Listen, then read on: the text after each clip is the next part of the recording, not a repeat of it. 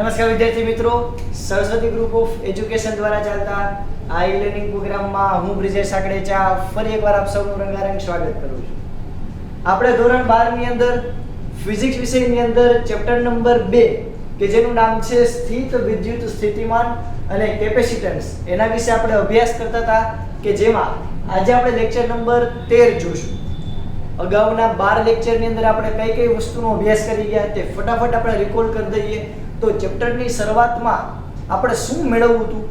તો કે ભાઈ આ બધો અવકાશ છે એમાં કોઈ એક બિંદુએ કોઈ પદાર્થ કેટલી સ્થિતિ ઊર્જા ધરાવે છે એ મારે માપવું હોય તો એના માટે આપણને તો સ્થિતિ ઊર્જાનો તફાવત મળતો હતો, પણ આપણને એક પર્ટિક્યુલર બિંદુ પાસે સ્થિતિ ઊર્જા મેળવવી હોય તો કાંઈ નહીં, આપણે શું કર્યું હતું કે વિદ્યુત ભારને પહેલા તો અનંત અંતરે લઈ ગયા, પછી તો કે અનંત અંતરેથી વિદ્યુત ભારને આપેલા બિંદુએ લઈ આવવા માટે કરવા પડતા કાર્ય જે છે એને તે બિંદુ પાસે રહેલી સ્થિતિ ઊર્જા કહેવાય. બરોબર? એ સ્થિતિ ઊર્જાના સ્વરૂપમાં સંગ્રહિત થાય કે જેથી આપણે કંઈક આવું સૂત્ર લખેલું હતું કે W સંકલન ઓફ -ઇન્ફાઇનાઇટ ટુ P, એટલે કે અનંત અંતરથી P બિંદુ સુધી લઈ આવવા માટે કરવું પડતું કાર્ય એટલે તો કે બળ ગુણ્યા અંતર, કે જ્યાં Fe માઈનસ શું કામ છે તો કે આપણે વિદ્યુત ક્ષેત્ર વિરુદ્ધ કાર્ય કરવું પડે. ત્યારબાદ આપણે એવું જોયું કે અહીંયા કોઈ એક વિદ્યુત ભાર હોય, વિદ્યુત ભારથી r જેટલા અંતરે કોઈ પણ બિંદુ આવેલું, માની લો કે આ P બિંદુ આવેલું છે, તો P બિંદુએ વિદ્યુત સ્થિતિમાનનું સૂત્ર કેટલું હશે બાળકો? તો કે V kq ના છેદમાં r. જ્યારે આપણે ડાયપોલની ચર્ચા કરીએ કે આવી રીતે કોઈ એક ધન વિદ્યુત ભાર અને ઋણ વિદ્યુત ભાર તેના મધ્ય બિંદુથી આ એનું મધ્ય બિંદુ છે ત્યાંથી r જેટલા અંતરે કોઈ P બિંદુ આવેલું છે, તે બિંદુ પાસે વિદ્યુત સ્થિતિમાનનું સૂત્ર કેટલું થાય? તો કે kp cos θ ના છેદમાં r નો સ્ક્વેર. ડન આટલું? Very good. ચાલો, ત્યારબાદ આપણે જોયું હતું સમસ્થિતિમાન પૃષ્ઠ, કે કોઈ વિદ્યુત ભારથી એક સરખા અંતરે, માની લો કે આ વિદ્યુત ભારથી r જેટલા અંતરે કોઈ એક બિંદુ આવેલું છે, તો એ બધા બિંદુમાંથી પસાર થતું એક પૃષ્ઠ કલ્પું, એ પૃષ્ઠને કહેવાય સમસ્થિતિમાન પૃષ્ઠ. નામ ઉપરથી જ ખબર પડી જાય, સમસ્થિતિમાન પૃષ્ઠ એટલે કે આ જે આખી સપાટી છે એના દરેક બિંદુએ વિદ્યુત સ્થિતિમાનનું મૂલ્ય કેવું હશે? સરખું. બરોબર? ચાલો, આપણે આમાં એ પણ જોયું હતું કે આ સમસ્થિતિમાન પૃષ્ઠની અંદર એક આ પૃષ્ઠ એટલે કે આ પૃષ્ઠની સપાટી અને વિદ્યુત ક્ષેત્ર બંને એકબીજાને કેવા હોય છે? લંબ. ત્યારબાદ આપણે સ્થિતિ ઊર્જા વિશે ચર્ચા કરી. સ્થિતિ ઊર્જા વિશે હું લખી શકું સ્થિતિ ઊર્જા U ઇક્વલ ટુ શું થાય? kq/r. સાચી વાત છે? ના, kq² r આવે. kq²/r. આપણે સ્થિતિ ઊર્જામાં પણ એવું જોયું, વિદ્યુત ક્ષેત્રની હાજરી હોય ત્યારે સ્થિતિ ઊર્જા, વિદ્યુત ક્ષેત્રની હાજરી વગરની સ્થિતિ ઊર્જા. જો વિદ્યુત ક્ષેત્ર હાજર રહેશે તો અહીં આગળ બધા પદ આવી જશે, જેટલા પણ વિદ્યુત ભાર હશે એ પ્રમાણે q1 v1 q2 v2 q3 v3 whatever. આપણે એક તંત્ર જે છે એના વિશે સમજ્યા કે તંત્રની સ્થિતિ ઊર્જા. ત્યારબાદ આપણે સુવાહકોના સ્થિત વિદ્યુત શાસ્ત્ર વિશે અભ્યાસ કર્યો કે તેના અંદરના ભાગમાં વિદ્યુત ક્ષેત્રનું મૂલ્ય શૂન્ય હોય પણ વિદ્યુત સ્થિતિમાનનું મૂલ્ય શૂન્ય થતું નથી. શું કામ નથી થતું એ પણ આપણે જોયું. આપણે જે એની સપાટી હોય, સપાટી ઉપર વિદ્યુત ક્ષેત્રનું મૂલ્ય σ/E0, સુવાહકની જે પણ આ સપાટી છે, સપાટી પર વિદ્યુત ક્ષેત્રનું મૂલ્ય E કેટલું થાય? તો કે σ/E0. એના વિશે પણ આપણે ચર્ચા કરેલી. બરોબર? અને લાસ્ટ લેક્ચરની અંદર આપણે પોલેરાઇઝેશન વિશે ચર્ચા કરી. ધ્રુવીય અને અધ્રુવીય અણુઓ, જે ડાઇલેક્ટ્રિક પદાર્થો હોય, ધ્રુવીય અને અધ્રુવીય અણુઓ એ વિદ્યુત ક્ષેત્રની હાજરીમાં કઈ રીતે વર્તણૂક ધરાવે અને વિદ્યુત ક્ષેત્રની ગેરહાજરીમાં કઈ રીતે વર્તણૂક ધરાવે તેના વિશે આપણે અભ્યાસ કર્યો. જેમાં આપણે બહુ જ એક અગત્યનું સૂત્ર એવું જોયું હતું કે P = chi * E. P એટલે ધ્રુવીભવન પોલેરાઇઝેશન = chi E * E. આ પોલેરાઇઝેશન P = શું છે તો કે ટોટલ ડાયપોલ મોમેન્ટ એના છેદમાં કદ, એટલે કે એકમ કદ દીઠ કુલ જે વિદ્યુતીય ચાક માત્રા કઈ એ બેયના જે ગુણોત્તર છે એને કહેવાય ધ્રુવીભવન. ધ્રુવીભવન એટલે પ્રોસેસ શું? તો કે ધન ઋણ વિદ્યુત ભારને છૂટા પાડવાની પ્રોસેસને કહેવાય ધ્રુવીભવન. ચાલો, આપણે આટલું અત્યાર સુધીમાં ભણી ગયા. હવે આપણે એક નવા જ અંદાજની અંદર આ જ ચેપ્ટરનો બીજો ભાગ, એટલે કે આ ચેપ્ટર જે છે મુખ્ય બે ભાગમાં ડિવાઈડ હતું, સ્થિત વિદ્યુત સ્થિતિમાન અને કેપેસિટન્સ. તો આપણે પહેલો પડાવ પાર કરી ચૂક્યા અને હવે આપણે કેપેસિટન્સ વિશે અભ્યાસ કરશું. તો શું છે પહેલા તો કેપેસિટન્સ? તો કે એના માટે સૌથી પહેલા આનો ઉપયોગ સમજીએ, ક્યાં ઉપયોગમાં આવે. તો કે જ્યારે આપણે કોઈ મોટર છે, એટલે પંખાની અંદર આપણને ખબર છે કે મોટર આવેલી હોય, એવા કોઈ પણ સાધનો, ઇલેક્ટ્રિક ઉપકરણો છે, વિદ્યુત ઉપકરણો છે, વિદ્યુત સાધનો, તે બધાને જ્યારે શરૂઆતની અંદર એને ચાલુ થવા માટે થોડોક વધારે કરંટની જરૂર પડે. આપણે મિકેનિક્સની અંદર સરખાવીએ તો આપણે એવું કંઈક બની ગયા સ્ટેટિક ફ્રિક્શન, સ્થિત ઘર્ષણ બળ. કે જ્યારે કોઈ પણ ટેબલ હશે, ટેબલને તમારે ખસેડવા માટે પહેલા થોડુંક શરૂઆતમાં વધારે બળ આપવું પડશે. જેવું ટેબલ આમ ખસેડવાની પ્રોસેસ ચાલુ થઈ જાય પછી તમારે એટલું બળ આપવું નહીં પડે. એટલે કોઈ સ્થિર પડેલી વસ્તુ હોય એને થોડુંક ગતિમાન કરવા માટે તમારે થોડુંક વધારે બળ આપવું પડે, જેને આપણે સ્થિત ઘર્ષણ બળ કહી શકાય. એવી જ રીતે જ્યારે કોઈ પણ વિદ્યુત ઉપકરણ હોય તેને ચાલુ કરવા માટે તમારે શરૂઆતમાં થોડાક સમય માટે, ક્ષણિક માટે તમારે એને વધારે ઝાટકો આપવો પડે, કરંટ આપવો પડે. એ માટેનું જે ડિવાઇસ છે એને કહેવાય કેપેસિટર.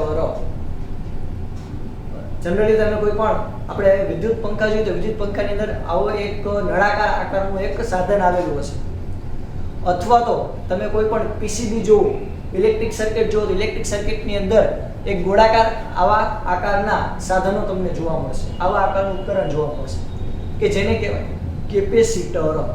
તો આ કેપેસિટરનું કામ શું? તો કે વિદ્યુત ઉપકરણને ચાલુ થવા માટે થોડુંક શરૂઆતની અંદર વધારે ઉર્જાની જરૂર પડે, શરૂઆતની અંદર વધારે થોડાક કરંટની જરૂર પડે, એને કહેવાય કેપેસિટર, કે જે આ કામ પૂરું પાડે. તો હવે ખબર પડી કેપેસિટરનું કામ શું. કોઈ પણ વિદ્યુત ઉપકરણ હોય તેની અંદર શરૂઆતમાં થોડાક સમય માટે કરંટ થોડોક વધારે આપવા, ઝટકો આપવાનું કામ કોણ કરશે? કે જેથી પંખો ગતિમાં આવવાનું ચાલુ થાય, એટલે કે પંખો જે છે એ ફરવાનું ચાલુ કરે. તો એ ઝટકો આપવાનું કામ કોણ કરશે? તો કે કેપેસિટર. ચાલો, કેપેસિટરનો પહેલો ઉપયોગ તમને બધાને સમજાઈ ગયો. આ ખાલી પંખા માટે નહીં પણ કોઈ પણ વિદ્યુત ઉપકરણ હોય એમાં શરૂઆતમાં એને ચાલુ કરવા માટે આપણે થોડીક વધારે ઉર્જાની જરૂર પડે, તો એ ઝટકો આપવા માટે, એ શરૂઆતની થોડીક ઉર્જા આપવા માટે જે સાધનનો ઉપયોગ થાય તેને કહેવાય કેપેસિટર. હવે આ કેપેસિટર જે છે, કેમ આપણે સાહેબ અત્યારે ઠેઠ સમજીએ, કેમ આપણને પહેલા ન આપી દીધું, અત્યારે ઠેઠ આપેલું? તો કે તમે સુવાહકનું સ્થિત વિદ્યુત શાસ્ત્ર જેમ સારું સમજેલું હશે એમ તમને આ કેપેસિટર આવડશે. તો કેપેસિટર શું છે જોઈએ આપણે. તો કે એકબીજાથી પાસે રહેલા પણ અલગ કરેલા બે સુવાહકોના તંત્રને, જો અહીંયા એક શબ્દ એવો તંત્રને શું કહેવાય? કેપેસિટર. જો મારી પાસે હું બે સુવાહક લઉં, અલગ અલગ આકારના લીધા, આ જો અનિયમિત આકારનું એક સુવાહક લીધું, આ એક સુવાહક છે, આ બીજું સુવાહક છે. બે સુવાહક એકદમ નજીક છે પણ બે ભેગા નથી, એટલે એકબીજાની પાસે રહેલા, જો પાસે છે, પાસે રહેલા અલગ કરેલા બે સુવાહકોના તંત્રને, એકબીજાથી પાસે રહેલા અલગ કરેલા બે સુવાહકોના તંત્રને શું કહેવાય? તો કે કેપેસિટર. આ બે સુવાહકોને કેપેસિટરની પ્લેટો કહે છે. બરોબર? આ સાધન થઈ ગયું કેપેસિટર, કે જેમાં આ જે સુવાહક છે, આ પેલું સુવાહક, આ બીજું સુવાહક, અને સુવાહકની શું કહેવાય? કેપેસિટરની શું કહેવાય? તો કે કેપેસિટરની પ્લેટ કહેવાય છે. આકૃતિમાં તમે જોવા જાવ તો બે સુવાહકોને એકબીજાની પાસે રાખેલા છે અને આ બંનેની વચ્ચે અહીંયા કયું માધ્યમ છે? તો કે કાંઈ ન હોય, એટલે હવા. તો આ બેની વચ્ચે ડાઇલેક્ટ્રિક પદાર્થ તરીકે તમે યાદ કરો, આપણે ગયા લેક્ચરમાં ભણ્યા હતા કે હું આવી રીતે કોઈ બે પ્લેટ લઉં, આ બે પ્લેટની વચ્ચે હું કોઈ એક એવો પદાર્થ રાખું, બરાબર? હું અહીંયા કોઈ એક પદાર્થ રાખું કે જે પદાર્થને કારણે આ જે સુવાહકોની જે આ પ્લેટ છે, આ પોઝિટિવ છે અને આ નેગેટિવ છે, તો એનું વિદ્યુત ક્ષેત્ર જે છે, વિદ્યુત ક્ષેત્ર એ કેટલા? તો કે વિદ્યુત ક્ષેત્ર કેમાં ભાગનું થશે? તેના ઉપર લાગતું બળ છે એ પણ કેમાં ભાગનું થશે? આપણે લાસ્ટ લેક્ચરમાં ચર્ચા કરેલી હતી. તો આને કહેવાય ડાઇલેક્ટ્રિક પદાર્થ, કે જે આપણે ભણ્યા ધ્રુવીય અને અધ્રુવીય. તો અહીંયા ડાઇલેક્ટ્રિક પદાર્થ તરીકે કોણ કામ કરશે? તો કે અહીંયા તમે માધ્યમ કહો તો માધ્યમ, ડાઇલેક્ટ્રિક પદાર્થ કહો તો ડાઇલેક્ટ્રિક પદાર્થ. એના તરીકે કોણ કાર્ય કરશે? તો કે હવા. આ જે હવા છે એ કાર્ય કરશે. આટલું પહેલા રેડી? શું ભણ્યા અત્યાર સુધી? તો કે કેપેસિટર એ બે સુવાહકોને પાસ પાસે રાખી અને એકબીજાથી અલગ કરેલા, ભેગા નથી કરી દેવાના, બે સુવાહકોને પાસ પાસે રાખી એકબીજાથી અલગ કરેલા તંત્ર વડે બનતી રચનાને કહેવાય કેપેસિટર. આ કેપેસિટર છે એમાં જે આ તમને બે સુવાહક છે એને કહેવાય કેપેસિટરની પ્લેટો. આ બે પ્લેટ વચ્ચે શું આવેલું? તો કે બે પ્લેટ વચ્ચે જો હવા આવેલી છે, હવા, એને કહેવાય એનું બે પ્લેટ વચ્ચેનું માધ્યમ અથવા તો ડાઇલેક્ટ્રિક પદાર્થ. એના તરીકે અહીંયા કોણ છે? તો કે હવા. અહીંયા આકૃતિમાં તમે જોવા જાવ તો આ સુવાહક 1 છે, આ સુવાહક 2 છે. સુવાહક 1 છે તેમાં Q વિદ્યુતભાર આવેલો છે, ધન વિદ્યુતભાર આવેલો છે, વિતરિત થયેલો છે, તેની સપાટી પર આપણે કલ્પી લઈએ અને તેને કારણે તેનું જે વિદ્યુત સ્થિતિમાન છે એ છે V1. જ્યારે આ બીજું સુવાહક છે કે જેના ઉપર -Q વિદ્યુતભાર આવેલો છે કે જેને કારણે તેનું વિદ્યુત સ્થિતિમાન છે એ V2. તો આ જે આપણું એક તંત્ર બન્યું, આ બંને પ્લેટ દ્વારા જે તંત્ર બન્યું એ તંત્રનું ટોટલ વિદ્યુત સ્થિતિમાન કેટલું થાય? તો કે બેના તફાવત જેટલું. ફોર એક્ઝામ્પલ આ 5 વોલ્ટ છે, આ -3 વોલ્ટ છે, તો ટોટલ કેટલું થાય? તો કે બેની બાદબાકી કરો એટલે તમને ટોટલ મળી જશે. Very good. તો બંને સુવાહક પર વિદ્યુત સ્થિતિમાનનો તફાવત કેટલો હશે? તો કે ડેલ્ટા V = V1 - V2. એટલે કે બે પ્લેટમાંથી વિદ્યુત સ્થિતિમાન બંને પ્લેટના જે છે એની બાદબાકી કરું તો મને બે વચ્ચેનો તફાવત મળશે, જેને કેપેસિટરનો વિદ્યુત સ્થિતિમાનનો તફાવત કહેવાય છે. આ બે પ્લેટના વિદ્યુત સ્થિતિમાનની તમે બાદબાકી કરો, બંનેનો તફાવત લ્યો, એને કહેવાય કેપેસિટરની બે પ્લેટ વચ્ચેનો વિદ્યુત સ્થિતિમાનનો તફાવત. ચાલો હવે આગળ જોઈએ. તો આના ઉપરથી આપણે કંઈક આવી વ્યાખ્યા બનશે. શું? તો કે આપણે કંઈક એવું સમજ્યા કે જે વિદ્યુત ભાર વધારો તો વિદ્યુત ક્ષેત્રમાં કંઈક અસર પડશે. તમે વિદ્યુત ભાર વધારો તો વિદ્યુત સ્થિતિમાનમાં પણ કંઈક અસર પડશે, કારણ કે બેયના સૂત્રની અંદર આ વિદ્યુત ક્ષેત્રનું સૂત્ર શું આવશે? તો કે KQ² ના છેદમાં R ના આવે, શું આવે? KQ ના છેદમાં R². જ્યારે વિદ્યુત સ્થિતિમાનનું સૂત્ર શું આવશે? તો કે KQ ના છેદમાં R. બેયમાં Q તો છે, એટલે કે જો વિદ્યુત ભાર વધારીશ તો વિદ્યુત ક્ષેત્ર પણ બદલશે, વિદ્યુત ભાર વધારીશ તો વિદ્યુત સ્થિતિમાન પણ બદલશે. બે વિદ્યુત ક્ષેત્ર કે વિદ્યુત સ્થિતિમાન બંને કેના ઉપર આધારિત છે? તો કે વિદ્યુત ભાર ઉપર આધારિત છે. Yes or no? Very good. તો હવે આપણે કાંઈક એવું કરીએ કે જેથી Q અને V આ બેનો ગુણોત્તર લો, તો આ રાશિને કહેવાય છે કેપેસિટર. જોઈએ આપણે તો કે સુવાહક પરના વિદ્યુત ભાર, આ સુવાહક ઉપરનો જો કંઈક વિદ્યુત ભાર છે, કુલ વિદ્યુત ભાર કેવો થાય? તો કે યાદ રાખજો કેપેસિટરનો કુલ વિદ્યુત ભાર 0 થાય. બરાબર? આ એક પોઈન્ટ લખી નાખજો. કેપેસિટરનો કુલ વિદ્યુત ભાર કેવો થાય? તો કે 0. કેપેસિટર પરનો કુલ વિદ્યુત ભાર કેવો થાય આખા તંત્રનો? તો કે 0. પણ સુવાહક પરના વિદ્યુત ભાર અહીંયા Q છે અને અહીંયા -Q છે.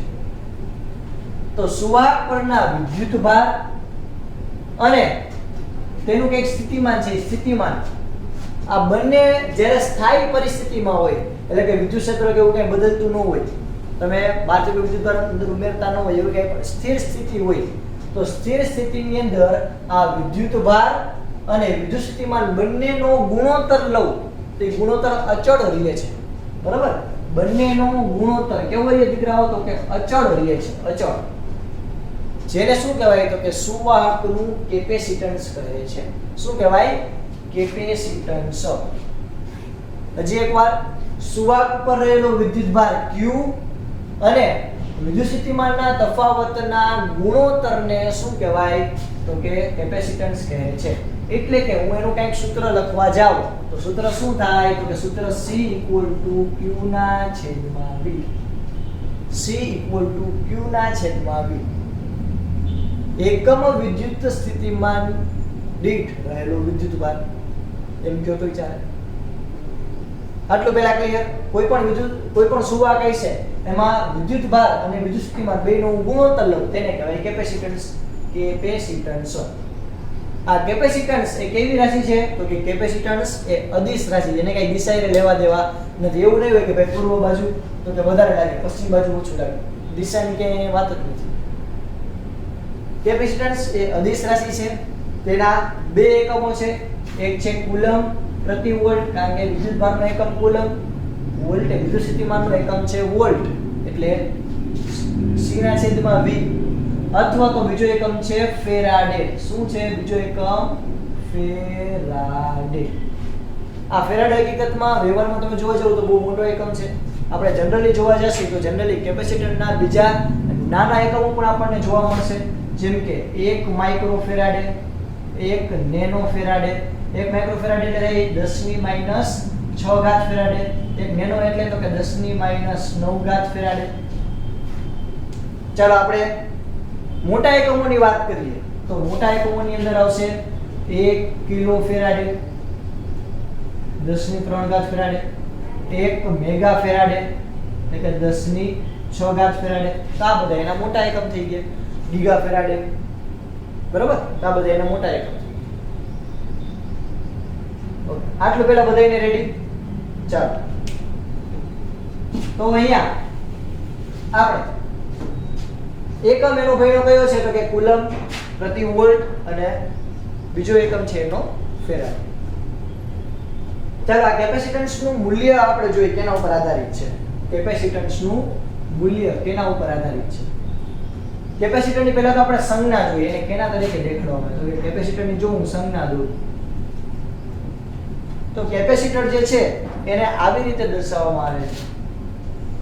આ બે સુવાહક પ્લેટ, આ એક સુવાહક, આ બીજું સુવાહક, કે જેને કેપેસિટરની પ્લેટો કહેવાય. બરોબર? આ પ્લસ અને આ કેવું હશે? માઈનસ. આ નિશાની ન દેખાડો તો પણ ચાલે. આટલું પહેલા બધાને ક્લિયર થયું? આ છે કેપેસિટરની સંજ્ઞા. શું છે? તો કે કેપેસિટરની સંજ્ઞા આવી રીતે દર્શાવવામાં આવે. જ્યારે હું આની અંદર એક એરો કરું, આ કેપેસિટરની જે સંજ્ઞા છે, આ કેપેસિટરની સંજ્ઞામાં હું આવી રીતે એરો કરું, હા, તો આ એવું દેખાડે છે ચલિત કેપેસિટર. શું દેખાડે છે? ચલિત કેપેસિટર. ઓકે, ચલિત કેપેસિટર એટલે શું? તો કે જે કેપેસિટરનું મૂલ્ય બદલાવી શકાતું હોય, જે કેપેસિટરનું મૂલ્ય બદલતું હોય એને કહેવાય ચલિત કેપેસિટર. જેમ કે આ કેપેસિટર હોય ને હું 1 પાઇકોફેરાડે, 2 પાઇકોફેરાડે, 3 પાઇકોફેરાડે એમ ફેરવી શકું, જ્યારે આ કેપેસિટરનું મૂલ્ય ફિક્સ હોય. બરોબર? ચાલો, તો ચલિત કેપેસિટર એટલે તો કે જેનું મૂલ્ય બદલી શકાય એમ હોય. અને આ સાદું આપણું કેપેસિટર, ઓલું છે મસાલાવાળું કેપેસિટર. આ કેપેસિટર જે છે એનું મૂલ્ય બદલાવી શકાતું નથી. આ સાદું સિમ્પલ. જેમ કે હું કોઈ માની લો કે 1 નેનો ફેરાડેનું કેપેસિટર લઉં તો 1 નેનો ફેરાડે, તો એમનું એનું મૂલ્ય બદલે નહીં. ચલિત કેપેસિટરની અંદર તો કે એનું મૂલ્ય શું થતું? તો એનું મૂલ્ય સતત બદલતું હશે. હવે આ કેપેસિટરનું જે મૂલ્ય છે એ કેના ઉપર આધાર રાખે? આ કેપેસિટરનું મૂલ્ય. ઓકે, એની પહેલા હું એક ક્વેશ્ચન તમને કહું. તમને એમ કે છે કેપેસિટર જે છે, કેપેસિટર એ શું કામ કરે? તો કે કેપેસિટર એ વિદ્યુત ભારને સંગ્રહ કરવાનું કામ કરે. કેપેસિટર એ વિદ્યુત ભારને સંગ્રહ કરવાનું કામ કરે. તમે જ્યારે કોઈ બહારથી વિદ્યુત ભાર આપશો તો એ વિદ્યુત ભારને સંગ્રહ કરશે અને જરૂર પડશે ત્યારે વિદ્યુત ભાર તમને આપી દેશે. એક હારે આપી દેશે, એક સામટો તમને આપી દેશે. એટલે જ આનો ઉપયોગ ક્યાં થાય? તો કે તમારા કોઈ પણ ઇલેક્ટ્રિક ઉપકરણ હોય કે તેમાં તમારે શરૂઆતમાં કંઈક ઝટકો આપવો હોય, શરૂઆતમાં તમારે કંઈક વધારે વીજળીની જરૂર પડતી હોય, ત્યારે કેપેસિટરનો ઉપયોગ થાય. કારણ કે એની અંદર તો વિદ્યુત ભાર પડ્યો જ છે. જેવા તમારે વધારે વિદ્યુત ભારની જરૂર પડતી હોય એટલે આ એક સાથે બધો વિદ્યુત પ્રવાહ બધો વીજ ભાર આપણને આપી દેશે. તો કેપેસિટરનું કામ શું? તો કે કેપેસિટર એક પ્રકારનું ડિવાઇસ છે કે જે કેનો? તો કે જે વીજ ભારનો સંગ્રહ કરે છે.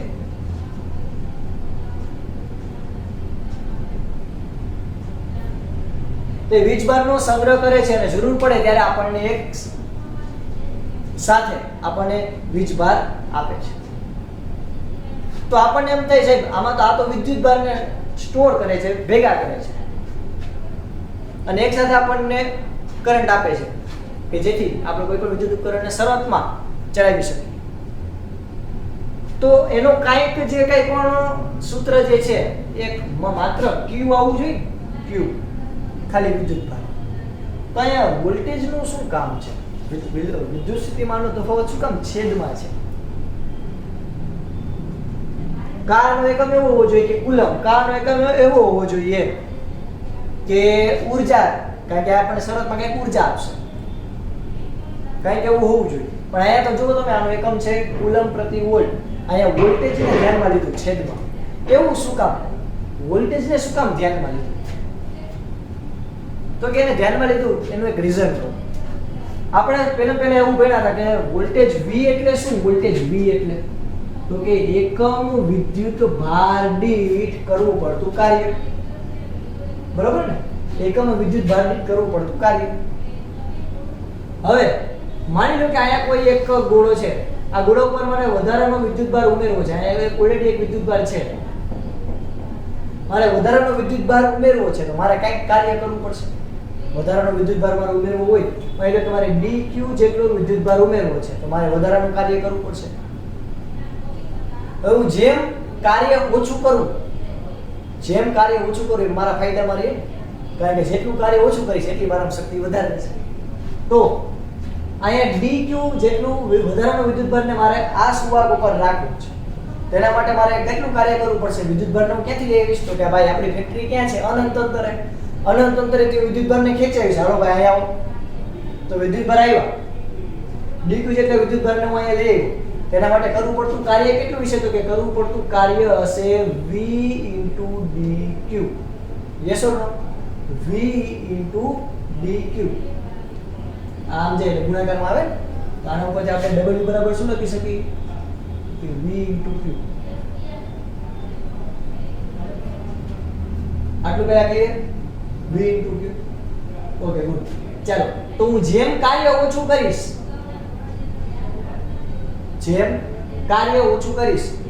એમ આપણે વધારે ઊર્જા જે છે એ જાળવી શકશું. તો કાર્ય ઓછું કરવા માટે મારે કેની જરૂર પડશે? તો કે વોલ્ટેજ. જેમ વિદ્યુત સ્થિતિમાન જે છે એ ઓછું એમ કાર્ય ઓછું કરવું પડશે. એટલે આ જેમ ઓછું હોય વિદ્યુત સ્થિતિમાનનો તફાવત v જેમ ઓછો એમ આપણા માટે વધારે સારું. જેમ તમે વધારે વિદ્યુતભાર છે તમે ઉમેરી શકો, વધારો કરી શકો. એટલે આ જો એ વ્યસ્ત પ્રમાણમાં છે. આટલું પહેલા ક્લિયર? આ મેં તમને v શું કામ છેદમાં છે સમજાવેલું. નો યાદ હોય તો ચિંતા ન કરતા. આપણે એટલું યાદ રાખીએ કે કોઈ સુવાહક હોય એમાં વિદ્યુતભાર અને વિદ્યુત સ્થિતિમાન જે છે બેનો ગુણોત્તર લઉં, એ ગુણોત્તરને આપણે કહેવાય કેપેસિટર. આ નોર્મલ વ્યાખ્યા છે, બધાને આવડી જાય. પણ અહીંયા વોલ્ટેજ શું કામ છેદમાં છે એ મેં તમને સમજાવ્યું કે તમે કાર્ય જેમ ઓછું કરશો, વિદ્યુત સ્થિતિમાન તફાવત જેમ ઓછું હશે એમ તમારે કાર્ય ઓછું કરવું પડશે. કાર્ય ઓછું કરશો તો તમે વધારે ઊર્જા જે છે એ સંગ્રહિત કરી શકશો. ઓકે, ક્લિયર થયું? વધારે વિદ્યુતભાર તમે સંગ્રહિત કરાવી શકશો. ચાલો, હવે આપણે જે કેપેસિટરનું જે મૂલ્ય છે એ કેના ઉપર આધારિત છે? તો કે ભાઈ આ કેપેસિટરનું મૂલ્ય છે કેના ઉપર આધારિત છે અને કેના ઉપર આધારિત નથી? તો કેપેસિટરનું જે મૂલ્ય છે એ સુવાહકોના માપ ઉપર આધારિત છે. આ પ્લેટ જે છે, આ બે પ્લેટ એ પ્લેટનું માપ કેવું? આ પ્લેટનું 3 ડાયમેન્શનમાં દોરી શકું? બે સુવાહક આ પ્લેટ, આ પ્લેટનું માપ કેવું? એટલે સુવાહકોના માપ કયો, કદ કયો એના ઉપર આધારિત છે. એના આકાર ઉપર આધારિત છે. સુવાહકોના માપ કયો, કદ કયો કે આકાર એના ઉપર આધારિત છે. સુવાહકો વચ્ચેનું અંતર, બે સુવાહકો વચ્ચે કેટલું અંતર છે એના ઉપર આધારિત છે, જે આપણે હમણાં જ જોશું આના પછીના ટોપિકમાં. અને સુવાહકોની વચ્ચે રહેલા ડાઇલેક્ટ્રિક પદાર્થ ઉપર આધારિત છે. જેમ કે આપણા કિસ્સામાં ડાઇલેક્ટ્રિક પદાર્થ વચ્ચે કોણ હતું? તો અહીંયા વચ્ચે હતી હવા. શું છે વચ્ચે? તો કે હવા. બરોબર? ચાલો, તો કેપેસિટન્સનું મૂલ્ય કઈ બાબત પર આધારિત છે? તો સુવાહકોના માપ, કદ અને આકાર ઉપર. બીજું, સુવાહકો વચ્ચેના અંતર ઉપર. ત્રીજું, સુવાહકો વચ્ચે રહેલા ડાઇલેક્ટ્રિક પદાર્થ પર. તો કેના ઉપર આધારિત નથી?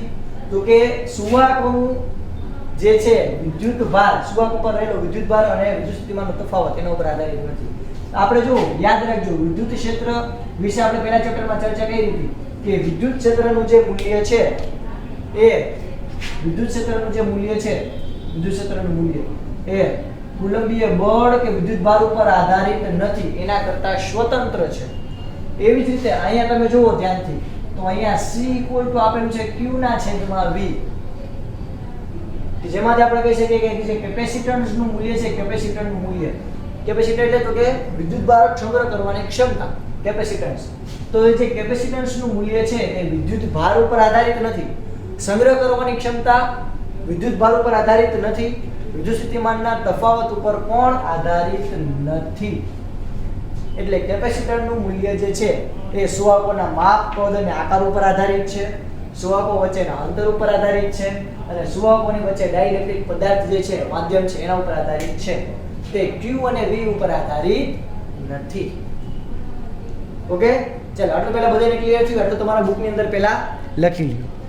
ચાલો વિદ્યાર્થી મિત્રો, આપણે કેપેસિટરનું પારિમાણિક સૂત્ર છે એના વિશે આપણે અભ્યાસ કરીએ. તો કેપેસિટરનું પારિમાણિક સૂત્ર કઈ રીતે આપણે મેળવી શકશું? તો કે પહેલા તો કેપેસિટરનું સૂત્ર યાદ હોવું જોઈએ. કેપેસિટર C Q ના છેદમાં V. અહીંયા Q એટલે શું છે? તો કે આપણને ખબર છે Q એટલે વિદ્યુત ભાર. વિદ્યુત ભારનું સૂત્ર શું છે? તો કે આપણે હજી ભણશું ત્રીજા ચેપ્ટરમાં કે I Q ના છેદમાં T.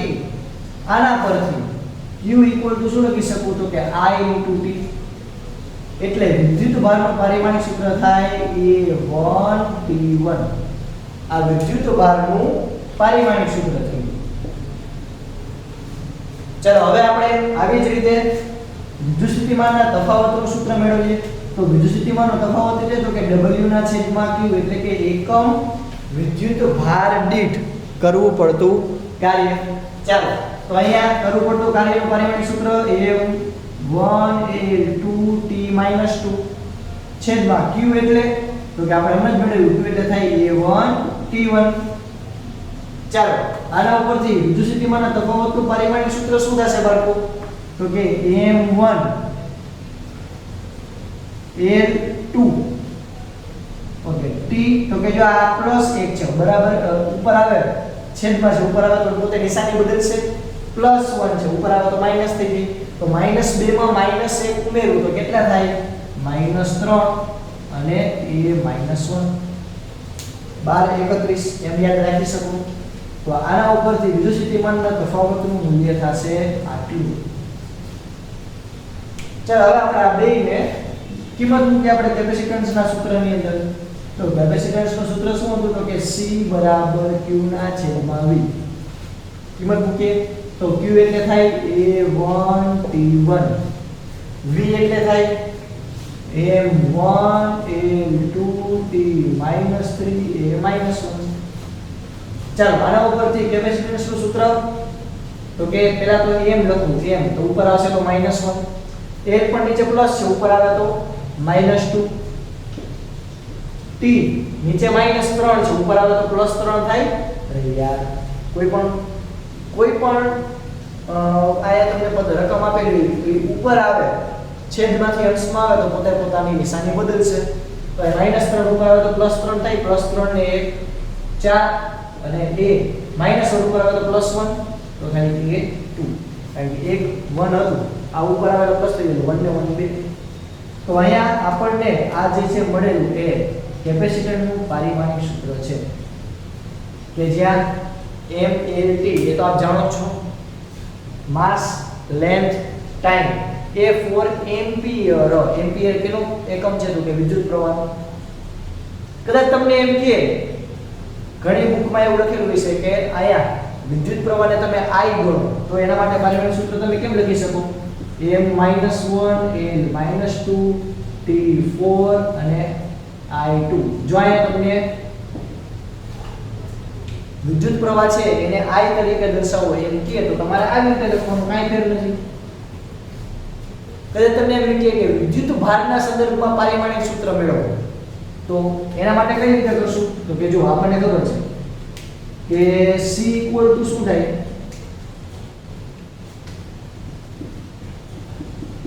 q ના છેદમાં v, અહીંયા q ના છેદમાં v એટલે તો કે w ના છેદમાં q, છેદનો છેદ અંશમાં એટલે કે q સ્ક્વેર ના છેદમાં w.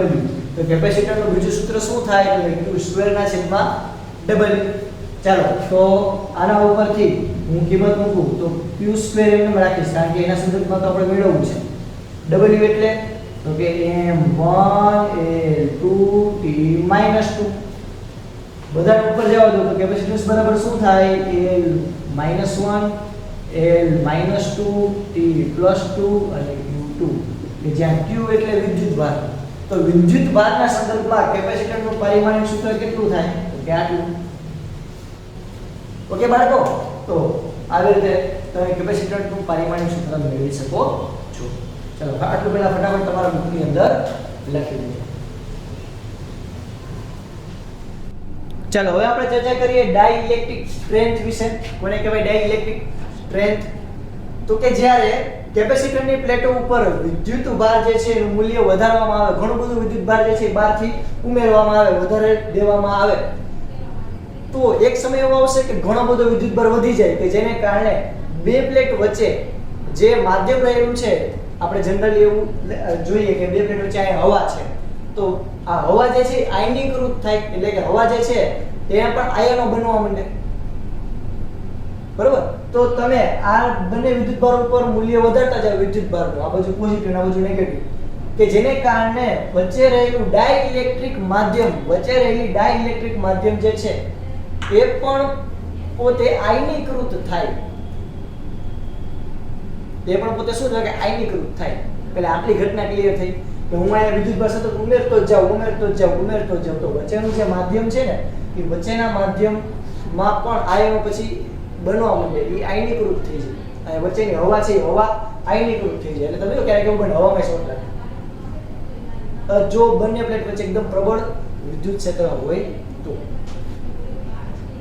તો એના ઉપરથી આપણે ડાઇલેક્ટ્રિક સ્ટ્રેન્થ કઈ રીતે સમજશું?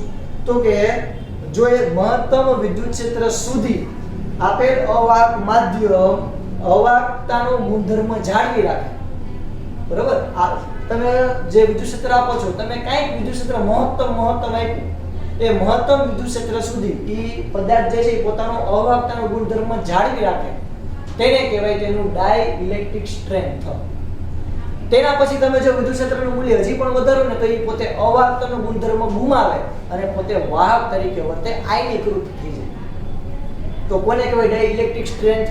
તો કે જે મહત્તમ વિદ્યુત ક્ષેત્ર સુધી અવાહક માધ્યમ પોતાનો અવાહકતાનો ગુણધર્મ જાળવી રાખે, તે મહત્તમ વિદ્યુત ક્ષેત્રને શું કહેવાય? તો કે તે પદાર્થનો અવાહક માધ્યમની ડાઇલેક્ટ્રિક સ્ટ્રેન્થ કહેવાય છે. ડાઇલેક્ટ્રિક સ્ટ્રેન્થનું મૂલ્ય એ હવા માટે કેટલું હોય છે? તો કે હવા માટે જનરલી કેટલું હોય? તો કે 3 × 10⁶ વોલ્ટ પ્રતિ મીટર. આટલું બધું પ્રબળ તમે વિદ્યુત ક્ષેત્ર લગાડો ત્યારે તેમની વચ્ચે રહેલી, તમે કોઈ સુવાહક બે પ્લેટ હોય, બે પ્લેટ વચ્ચે તમે 3 × 10⁶ એકમ, દશક, 100, 1000, 10,000, લાખ અને 10 લાખ એટલે કે 30 લાખ વોલ્ટ બે સુવાહકની પ્લેટ વચ્ચે, 1 મીટરના તમે આમ સુવાહક લ્યો, આ બે પ્લેટ લીધી, આ બે પ્લેટ 1 મીટર, આ બે પ્લેટ વચ્ચે તમે 30 લાખ વોલ્ટ લાગુ પાડો એટલે તેમની વચ્ચે રહેલી બધી જ હવા જે છે એ આયનીકૃત થઈ જાય, આયન થઈ જાય, કે તેમની વચ્ચેની હવા છે એ સુવાહક થઈ જાય, એમ કહો તો ચાલે.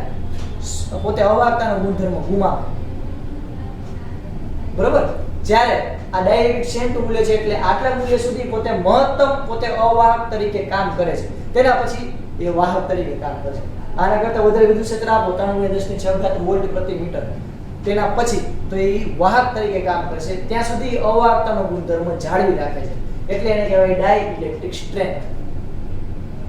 આપણે કહી શકાય સેન્ટીમીટરની અંદર વાત કરીએ તો 1 સેન્ટીમીટરની પ્લેટ હોય તેની વચ્ચે 3 × 10⁴ વોલ્ટ લાગુ પાડો ત્યાં સુધી એ હવા છે એ અવાહકતાનો ગુણધર્મ જાળવી રાખે છે, ત્યાર પછી એ વાહકતાનો ગુણધર્મ અપનાવે છે, એટલે કે પોતે આયનીકૃત થઈ જાય છે.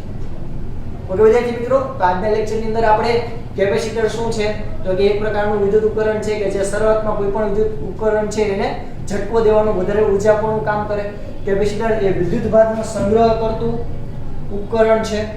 કે જે જરૂર પડે આપણને વધારાનો બધો વિદ્યુત ભાર આપી દે. તે બે સુવાહકોથી બનતી રચના છે કે તેમની વચ્ચે ડાઇલેક્ટ્રિક પદાર્થ આવેલો હોય. અહીંયા ડાઇલેક્ટ્રિક પદાર્થ તરીકે આપણે લીધો હવા. તેનું સૂત્ર તો કે C બરાબર Q ના છેદમાં V. કઈ બાબત પર આધાર રાખશે તો કે સુવાહકોની પ્લેટ જે છે એના માપ, કદ, આકાર ઉપર, તેમની વચ્ચેના માધ્યમ ઉપર, એટલે કે બે પ્લેટ વચ્ચે કેટલું માધ્યમ છે અને બંને વચ્ચેના અંતર ઉપર આધાર રાખશે. કેના ઉપર આધાર નહીં રાખે તો કે Q અને V એટલે કે વિદ્યુત ભાર અને વોલ્ટેજ ઉપર આધાર રાખતું નથી, કેપેસિટન્સનું. તેનું પારિમાણિક સૂત્ર, તેના એકમ, એ બધા વિશે આપણે ચર્ચા કરેલી. આ સુધી રાખીએ છોકરાઓ. મળશું નેક્સ્ટ ટાઈમ, ત્યારે આપણે આ કેપેસિટર વિશે હજી ડિટેલની અંદર ચર્ચા કરશું. આ સુધી રાખીએ. જય ભારત, જય હિન્દ.